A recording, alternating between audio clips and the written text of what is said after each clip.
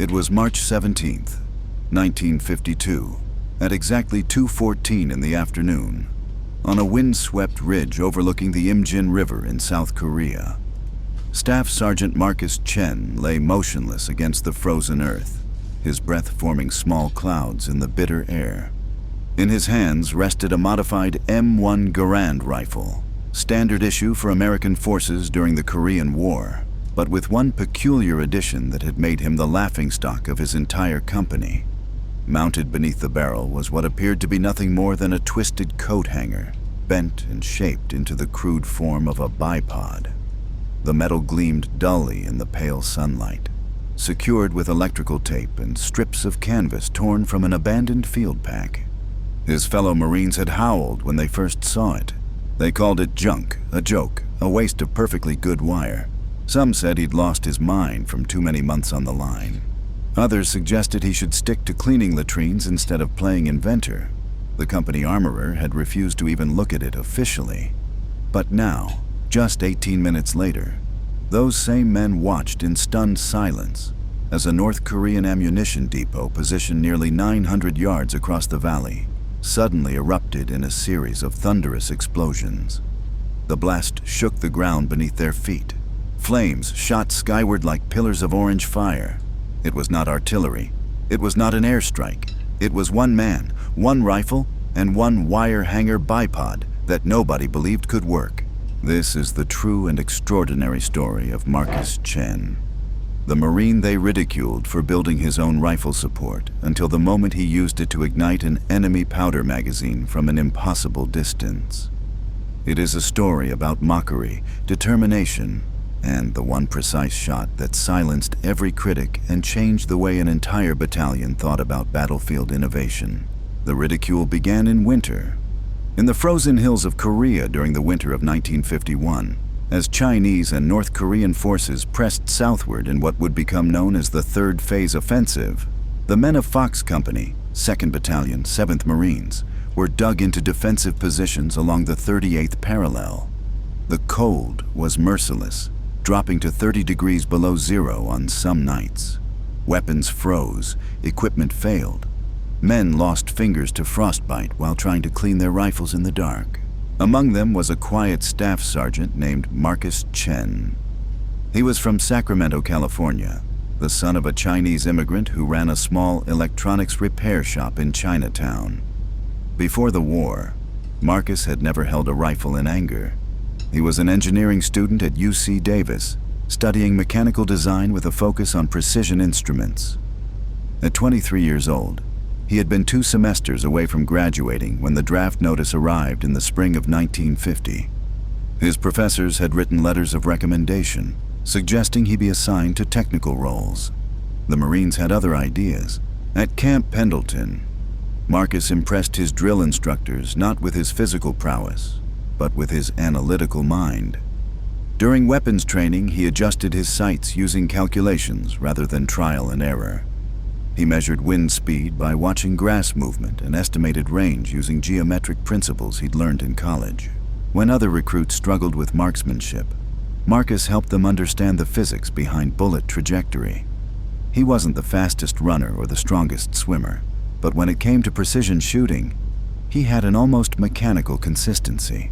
By the time Fox Company shipped out to Korea in September of 1951, Marcus had earned a reputation as the unit's most reliable marksman. But Korea presented challenges no training manual had prepared him for. The terrain was brutal, mountainous, unforgiving. Visibility changed by the hour due to fog, snow, and smoke from burning villages. Most importantly, the distances were extreme. In the rolling hills and deep valleys of the Korean peninsula, enemy positions were often positioned far beyond the effective range of standard infantry weapons. Marcus saw this problem as an equation waiting to be solved. The M1 Garand was accurate to about 500 yards in the hands of a skilled shooter, but many enemy targets, artillery positions, command posts, supply depots, were positioned 700, 800, even 900 yards away. At those distances, even the slightest tremor in the rifle could throw off a shot by several feet. What he needed was stability. a way to eliminate the human variable from the firing equation. The standard answer was the M1919 machine gun tripod, heavy, unwieldy, and designed for crew-served weapons. There were also commercially available bipods, but supply was inconsistent and most were designed for different rifle systems. Marcus had requisitioned a Harris bipod through proper channels in December of 1951. It never arrived. By January, he had stopped waiting for official solutions and started looking for improvised ones. That's when he found the coat hanger. It was hanging in an abandoned farmhouse near Wanju, probably left behind by civilians who had fled south ahead of the Chinese offensive. The wire was thick, American-made, probably from a military supply depot. Marcus held it up to the light, bent it slightly, tested its flexibility. In his mind, he could already see the finished product. 2 legs, adjustable for height, with a pivot point that would allow the rifle to track horizontally while maintaining vertical stability. Over 3 nights in a frozen bunker, Marcus shaped the wire using nothing but his bayonet and a pair of needle-nose pliers borrowed from a radio operator. He created 2 legs of equal length, each ending in a small loop that could dig into the ground for stability. The attachment point was fashioned from a section of the hanger's hook, bent and flattened to clamp around the rifle's barrel. For padding, he used strips of canvas cut from a damaged field pack. The entire assembly weighed less than 8 ounces. When he showed it to his squad the next morning, the reaction was immediate and brutal. Corporal Jimmy Reeves, a farm boy from Oklahoma, burst out laughing. "Chen, that thing looks like it came from a junkyard." Private Danny Morrison, barely 19 and always looking for a joke, started calling it the clothesline special. Even the platoon sergeant, a veteran of Guadalcanal named Rodriguez, shook his head in disapproval. "Son, this ain't a science fair. You want to play inventor? Do it on your own time." But the worst criticism came from Gunnery Sergeant Walsh, a career Marine who had served in both World War II and Korea. He examined Marcus's bipod with the expression of a man inspecting something distasteful. "Chen, this is embarrassment to the Corps. You think the enemy's going to wait while you set up your art project? Marines use Marine equipment, not garage sale junk." He handed it back with obvious disdain. Lose the wire coat hanger before someone important sees it and decides we're running a circus instead of a rifle company. Marcus didn't argue. He never argued. That wasn't his way. But he also didn't throw the bipod away.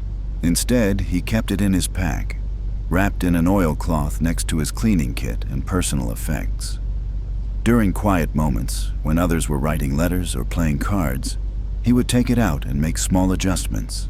A slight bend in one leg to improve stability, a different angle on the attachment point to reduce interference with the rifle's action. He was refining it, perfecting it, preparing for the moment when theory would meet reality. That moment would come sooner than he expected, because Fox Company was about to face a tactical challenge that would demand every ounce of precision Marcus could deliver. The enemy had established a supply depot in what intelligence described as an unreachable position.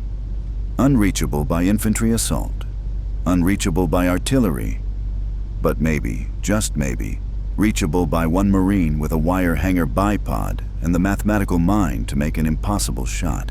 The target that changed everything.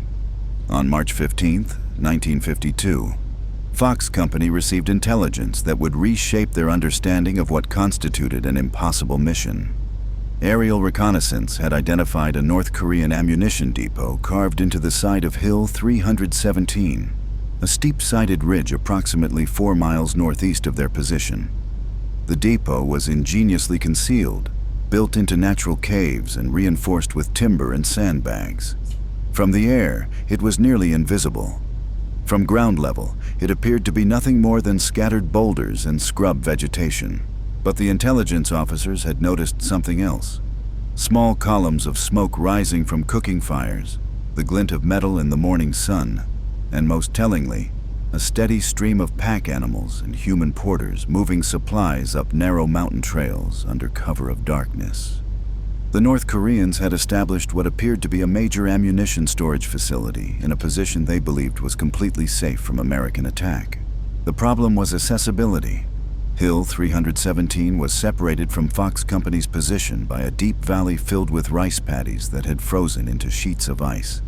The approaches were all uphill, across open ground, within easy range of enemy machine gun positions. A frontal assault would be suicide. Artillery couldn't reach it due to the angle of the slope and intervening ridge lines. Airstrikes were impossible because of weather conditions that had kept aircraft grounded for 6 consecutive days. During the morning briefing on March 16th, Captain Morrison laid out the tactical situation with characteristic bluntness. "Gentlemen, we have a problem. Intelligence estimates the depot contains enough ammunition and explosives to supply an entire Chinese regiment for 2 months. If they move that material forward, it could fuel an offensive that breaks our defensive line." He pointed to the map with a wooden ruler. "We need that depot eliminated, but we don't have the tools to reach it." Marcus raised his hand, a gesture so rare that conversation stopped mid-sentence. "Sir, what's the range to target?" Captain Morrison consulted his notes. "Approximately 880 yards, give or take." "Why?" Marcus didn't answer immediately. He was calculating, running numbers in his head, considering variables like wind speed, temperature, elevation difference, and bullet drop. Finally, he spoke. "Sir, I believe there might be a way to reach it." The room fell silent. Then Gunnery Sergeant Walsh snorted. "Chen, you planning to throw rocks? That's beyond effective rifle range by about 300 yards. Marcus remained calm, focused. "Not necessarily, Gunny. With proper support and precise calculations, a skilled marksman could potentially engage targets at that distance." Walsh's face reddened. "Support? You mean that coat hanger contraption of yours? Son, this is real war, not target practice." But Captain Morrison held up a hand for silence. He was a practical officer, more interested in results than regulations. "Explain your thinking, Sergeant." Marcus moved to the map, tracing the sight lines with his finger. "Sir, the depot is positioned on a reverse slope, invisible to our artillery observers. But from our elevated position here, we have a clear line of sight. The angle is approximately 15 degrees downward, which actually helps with trajectory calculations. Wind conditions have been consistent, easterly at about 8 miles per hour. Temperature is stable." He paused, then continued. "The main challenge is stability at that range. Any movement in the rifle translates to massive deviation at the target, but with proper stabilization, it's mathematically possible to place a round within a 2-foot circle at that distance." Morrison studied the map, considering the implications. "Even if you could hit something that far away, what would you target?" "It's an ammunition depot, not a personnel concentration." Marcus had already thought about that. "Sir, intelligence photos show external fuel barrels positioned near what appears to be the main entrance. Those barrels likely contain heating fuel or generator gasoline. A tracer round into one of those containers could ignite a chain reaction." Morrison nodded slowly. It was desperate, unlikely, but not impossible. "And you think your, improvised bipod could provide the stability needed for such a shot?" Before Marcus could answer, Walsh interrupted again. "Captain, with all due respect, this is insanity. We're talking about gambling a mission on a piece of bent wire." But Morrison was already making his decision. "Sergeant Chen, you have until tomorrow morning to prove your theory. If weather holds and you can demonstrate accuracy at extended range, we'll consider your proposal." That night, Marcus didn't sleep. He spent hours checking and rechecking his calculations, factoring in every variable he could measure or estimate. He cleaned his rifle 3 times, examined each cartridge for consistency, and made final adjustments to his wire hanger bipod. By dawn, he was as ready as preparation could make him. But preparation and performance were 2 different things, and in 12 hours he would discover whether months of ridicule had been justified, or if one impossible shot could silence every critic forever. The morning of March 17th dawned gray and bitter, with a wind that cut through even the heaviest winter gear like a blade. Marcus Chen had been awake since 0400 hours, methodically preparing for what would either validate months of quiet determination or confirm every skeptic's prediction of failure. He had selected 20 rounds from his personal ammunition supply, each cartridge hand-inspected for consistency in weight and condition. His rifle had been cleaned until the bore gleamed like a mirror. The wire hanger bipod sat beside him, looking as crude and improvised as the day he'd first bent it into shape. Fox Company had established an observation post on the eastern ridge, a natural shelf of rock that provided clear sight lines across the valley to Hill 317. Through binoculars, the enemy depot was barely visible, just shadows and irregularities in the mountainside that might have been caves or might have been natural rock formations. But Marcus had studied those photographs for hours. He knew exactly where to look, exactly what he was aiming for. At 0800 hours, Captain Morrison arrived with a small group of observers, including Gunnery Sergeant Walsh and 2 lieutenants from battalion headquarters. The captain carried a spotting scope and a rangefinder, military precision instruments that made Marcus's homemade bipod look even more ridiculous by comparison. "Sergeant Chen," Morrison said formally, "you have one opportunity to demonstrate the viability of your proposal. Conditions are optimal. Wind is steady from the east at approximately 7 miles per hour. Visibility is clear. Range to target is 887 yards by laser measurement." Marcus nodded and began his setup with the methodical precision of a surgeon preparing for an operation. He extended the legs of his bipod, adjusting the height until the rifle sat at exactly the right angle. The wire legs bit into the frozen ground, creating a stable triangle of support. He checked the rifle's position, made minute adjustments, then settled behind the weapon with his eye to the scope. Through the magnification, Hill 317 leaped into sharp focus. He could see the details intelligence had described: the carefully camouflaged entrance to the main cave, the stacked sandbags, and most importantly, 3 large fuel barrels positioned just outside the depot entrance. They were dark metal containers, probably 50-gallon drums, placed where they would be convenient for the North Korean personnel, but exposed to long-range observation. "I have visual contact with the target area," Marcus reported, his voice steady despite the magnitude of what he was attempting. Walsh muttered something under his breath about wasting ammunition, but Morrison silenced him with a look. This was no longer about regulations or proper procedure. This was about results. Marcus began his calculations, speaking aloud so the observers could follow his reasoning. Wind speed 7 miles per hour from the east. That translates to approximately 18 inches of drift at this range. Temperature is 28 degrees Fahrenheit, which will increase bullet velocity slightly, but also affect powder burn rate. Elevation difference is approximately 47 feet, target below firing position.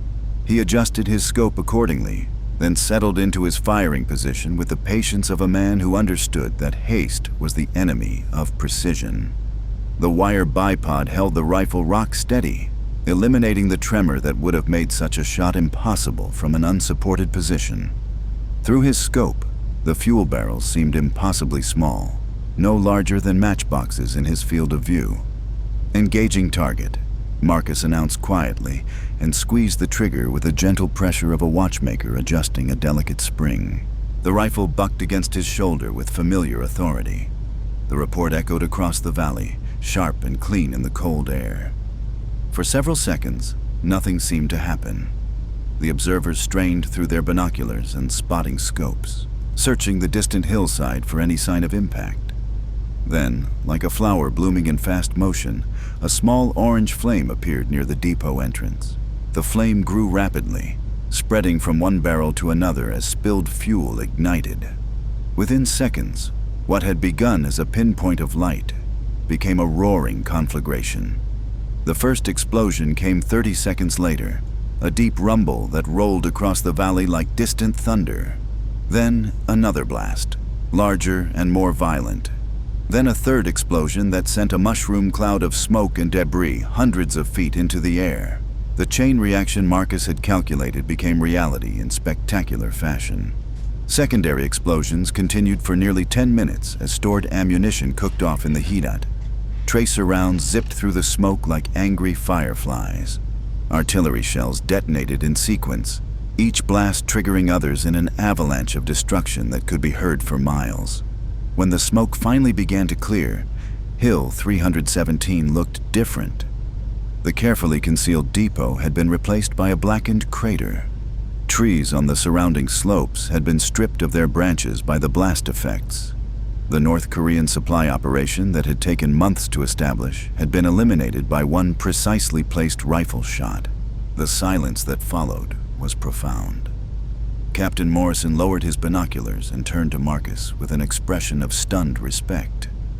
"Sergeant, that was the most remarkable piece of marksmanship I've witnessed in 20 years of military service." He paused, glancing at the wire hanger bipod that still supported Marcus's rifle. "I believe I owe you an apology."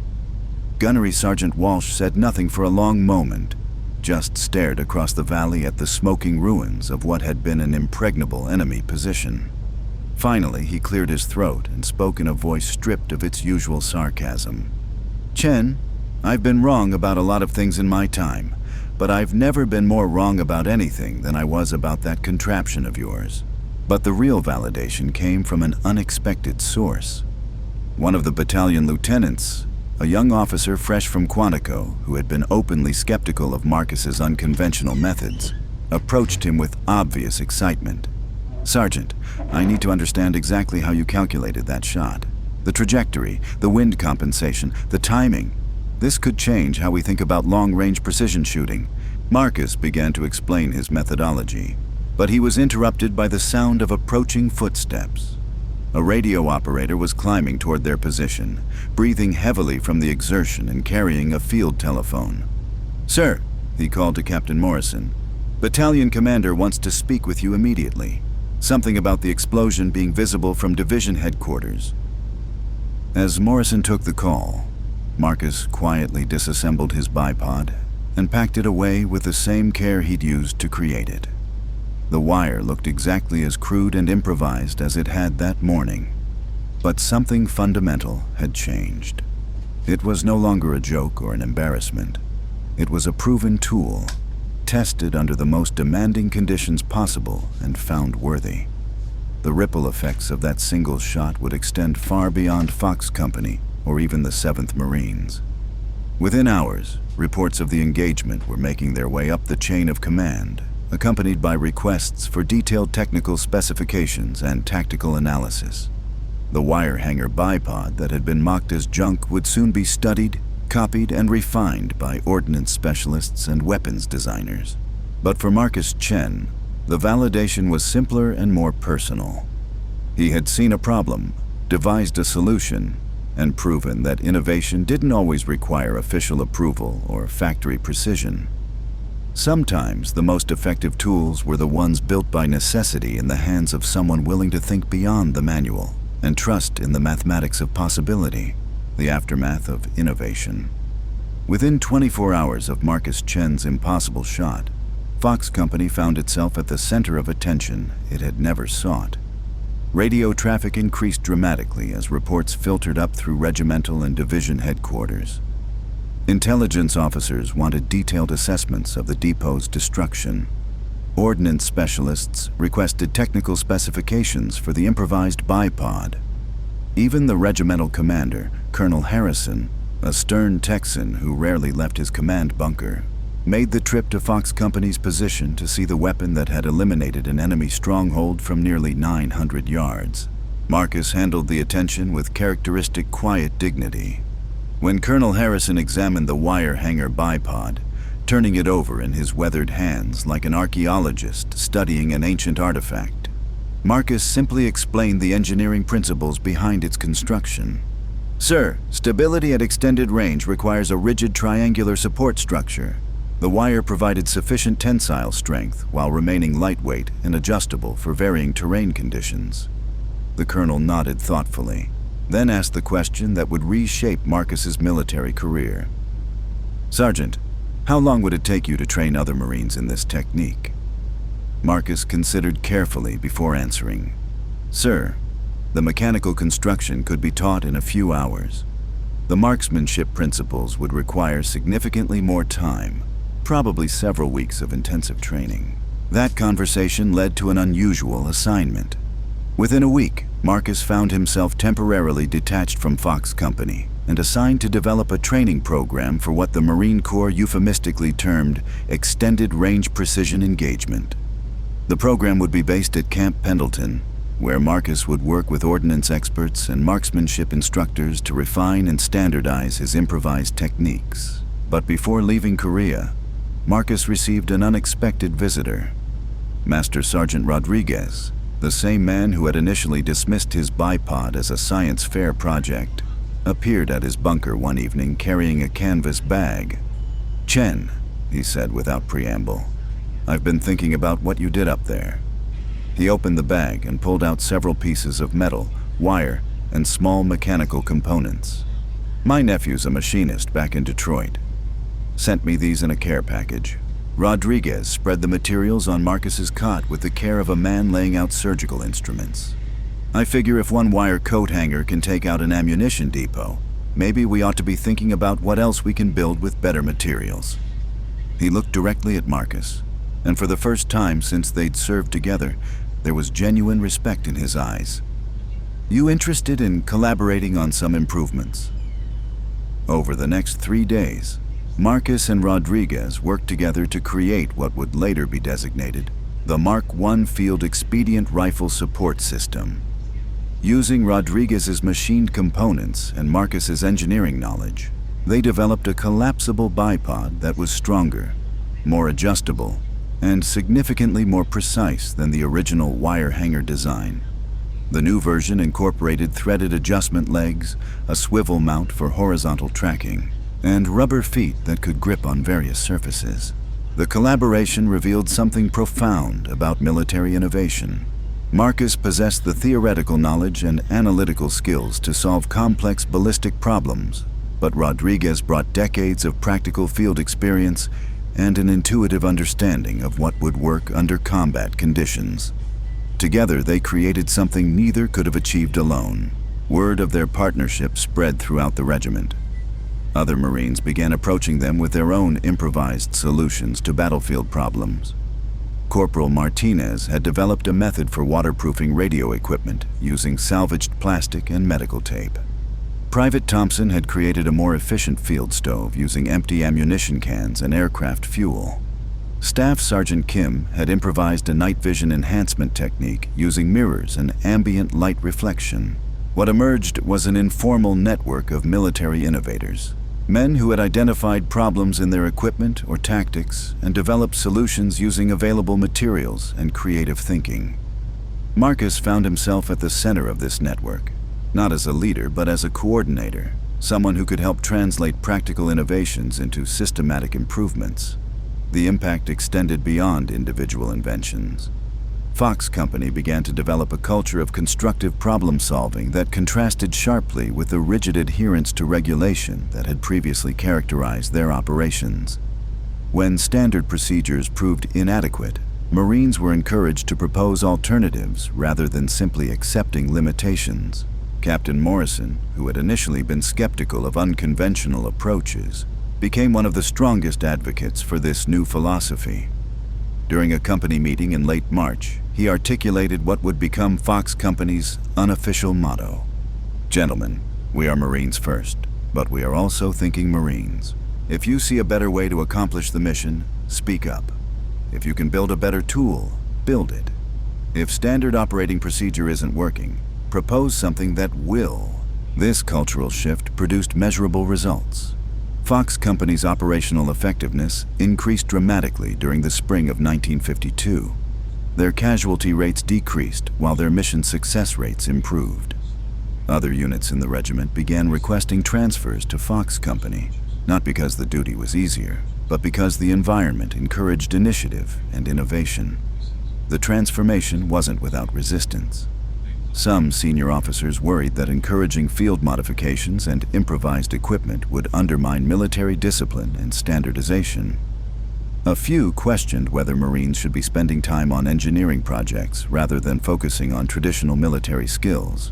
These concerns came to a head during a surprise inspection by General MacArthur's replacement, General Matthew Ridgway. The general arrived at Fox Company's position unannounced, accompanied by a staff of colonels and majors who examined everything from weapons maintenance to sanitation procedures. When they discovered Marines using improvised equipment and non-standard techniques, several staff officers began preparing what appeared to be critical reports. But General Ridgway himself took a different approach. He spent nearly an hour questioning Marcus about the technical aspects of extended range shooting, examining the improvised bipods and modifications that had been developed by various Marines. He asked detailed questions about accuracy improvements, training requirements, and the potential for scaling these innovations across larger units. Finally, the general called Captain Morrison aside for a private conversation. The discussion lasted only a few minutes, but when Morrison returned, his expression had changed from concern to barely contained excitement. "Gentlemen," he announced to the assembled company, "General Ridgway has authorized us to continue and expand our innovation program. Furthermore, he's requested that we prepare a comprehensive report on our methods for distribution throughout 8th Army." The validation from the highest levels of command transformed Fox Company's reputation within the Marine Corps. What had begun as one sergeant's improvised solution to a marksmanship problem had evolved into a recognized model for battlefield innovation. Marcus Chen, the quiet engineering student who had been ridiculed for building a bipod from a coat hanger, found himself at the center of a movement that would influence military thinking for decades. But perhaps the most significant change was in how the Marines of Fox Company viewed themselves and their capabilities. They had learned that innovation wasn't the exclusive domain of generals and engineers in distant laboratories. It could emerge from the mud and cold of a Korean hillside, from the practical needs of Marines who refused to accept that good enough was actually good enough. The wire hanger bipod still sat in Marcus's pack, carefully wrapped and preserved as a reminder of where it all began. It was no longer needed for practical purposes, having been superseded by more sophisticated designs, but its symbolic value had only grown. It represented the moment when one Marine's willingness to think differently had opened up possibilities that no manual had ever contemplated. As Fox Company prepared for their next mission, moving deeper into the Korean mountains where new challenges would demand new solutions, Marcus reflected on the path that had brought them to this point. It had started with ridicule and doubt, progressed through determination and calculation, and culminated in validation and transformation. The story wasn't finished. In fact, it was just beginning, because the principles Marcus had demonstrated, the willingness to question assumptions, the courage to build solutions rather than wait for them, and the persistence to pursue innovation despite criticism, these principles would outlive any individual war or weapon. They had created something more valuable than an improved bipod or even a successful shot. They had proven that the most powerful military asset wasn't superior equipment or overwhelming numbers, but the capacity to adapt, innovate, and think beyond the boundaries of conventional wisdom. The enemy positions ahead would present new challenges, demand new solutions, and test the limits of what determined Marines could accomplish with creativity, precision, and an unwavering belief that there was always a better way if you were willing to build it yourself. The legacy travels home. By June of 1952, Marcus Chen's tour in Korea was nearing its end, but his impact on Marine Corps doctrine was just beginning. The improvised bipod that had once been dismissed as scrap metal now occupied a place in the official Marine Corps Equipment Development Report, filed under Field Expedient Solutions with Strategic Applications. The document, classified at the time but later declassified in the 1970s, described Marcus's innovation in clinical military language that somehow missed the human story behind it. What the report couldn't capture was the transformation that had occurred within Fox Company and the ripple effects spreading throughout the Marine Corps. Young Marines arriving in Korea were no longer told to simply follow procedures and wait for orders. They were encouraged to observe, analyze, and propose solutions. The culture of innovation that Marcus had inadvertently sparked was becoming institutionalized. Lieutenant Colonel Patterson, who had replaced Captain Morrison as Fox Company's commander, understood the significance of what was happening. During his final briefing with Marcus before the sergeant's rotation home, Patterson spoke with unusual candor. "Chen, you've changed how we think about warfare at the small unit level. That shot you made wasn't just about destroying an enemy position. It was about proving that individual initiative and technical competence could achieve strategic objectives." Marcus accepted the praise with his characteristic quiet dignity, but privately he remained focused on the technical aspects of what he'd accomplished. During his final weeks in Korea, he spent hours documenting every detail of his marksmanship techniques, creating detailed diagrams and mathematical formulas that would allow others to replicate his methods.